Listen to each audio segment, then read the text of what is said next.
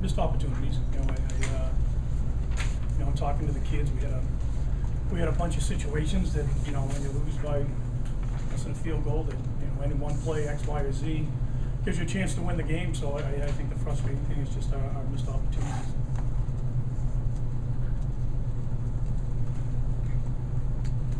Is there one or two you can look at in particular and sort of say, hey, that's... Hey, well, your first inclination is go to the immediate end of the game. We don't catch the pass on third down. You miss the field goal, but I mean there was several instances in the third quarter when we kind of was stagnant offensively, and we needed to play better at that time to continue to keep our defense off the field. And there were some penalties in there that just got us off track, and it all becomes cumulative. But the ones at the end of the game are the ones everyone seems to focus on. But there's a lot that happened in that second half that we didn't take advantage of. How'd you guys bounce back from last week? I mean, tough performance for yourself in particular and the team overall. As Coach said last Sunday before practice started and everything, he said we're not a bad team, we're just a team that played extremely bad. And he got us 4 captains in the locker room, and we vowed to him that we wouldn't play like that as a team again, and it's not going to happen again. I mean, today we came up a little short. Like you said, just the accumulation of missed opportunities and stupid penalties killed us. I mean, they're a very good football team, but we should have won that game today.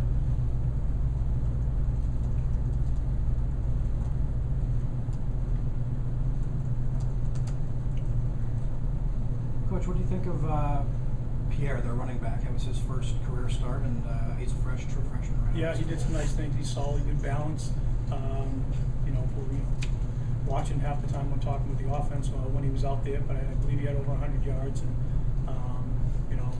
it was encouraging not to see 22 out there. But the kid did a good job.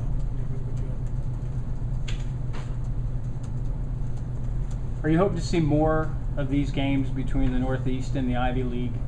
I think it's a good fit for us. I know we're playing these guys again next year, and we're playing Columbia as well. We have Georgetown on the schedule later on this year, again 2 years down the road. It fits for us. We're a smaller private school, with academics and obviously not the Ivy League, but sound in that regard. And so they're good fit games for us. How did you decide when to use your running backs? Because do you strictly put them? They were alternating series for the most part this week. And if we got a series that went too long and the kid had 3 or 4 carries, he was a little bit tired. I didn't want him spitting the ball up, so we put the other kid in. A couple of them had 1 or 2 plays that they run better than the other guy, so that may change it up as well. You talk about missed opportunities. They weren't all on the offensive side. They convert to 4th and longs, and you talk a little bit about what that does to a team when. Yeah, it's frustrating, but I harp on them, and I know the other coaches do it too, about being able to handle that type of adversity within the course of the game. That's going to happen. Good teams are going to make plays against you, and it's not the fact that they make a play, but you can't let it avalanche into multiple touchdowns and not getting off the field down the road. You can't sit there and lament. You got to go back and play the next play and try and get it cleaned up on the sideline before you go out there again, so you don't see the same problems.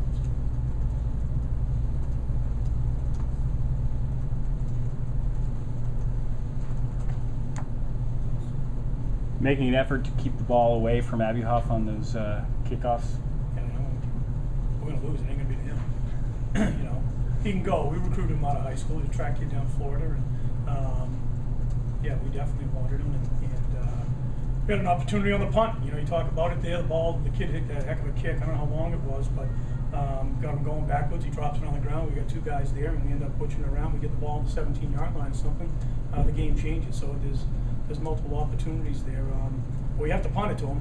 We're not good enough back there like the pros can kick it out of bounds. A major college can. We just got to get it in rhythm and see what happens. So kicking off, we're able to keep it away from them with the punts.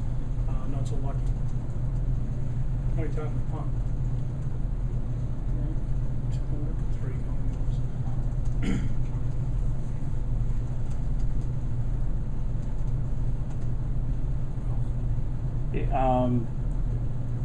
You can take a lot out of playing these guys as hard as they do, but when you get that close. Yeah, that's what I told the kids. I mean, it's not, everyone everyone's walking by telling everyone good game, exciting, and all that other crap. But we heard that a couple weeks ago at home, and we lost with 59 seconds to go. It's just that's not the goal.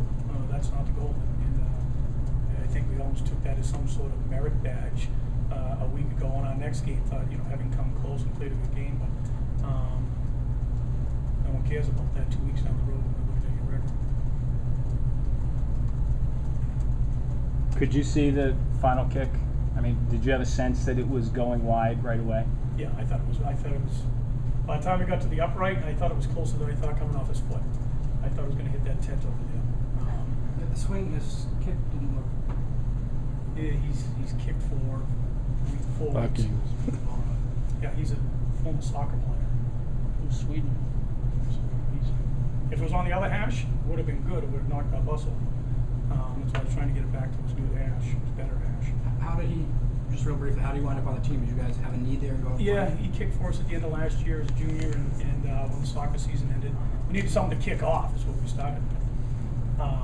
And he can kick off very well. Typically, I would let him kick it if the kid isn't an all-heavy returner, and he can get it to the end zone. But sometimes he'll kicks the coverage. And, I didn't want to take a chance with him, but he can kick. He's got a very, very, very strong leg. Can you talk a little bit about throwing against their secondary? That 30 for 41 and no interceptions. That's a pretty good day, actually. Yeah, I mean, we just game plan to go against their secondary a little bit, attack their strong safety with the play action because we're a lot of run heavy and stuff like that. So I mean, I just practiced and worked hard at what coach told us in the plays, and I mean, I trust him with everything. So.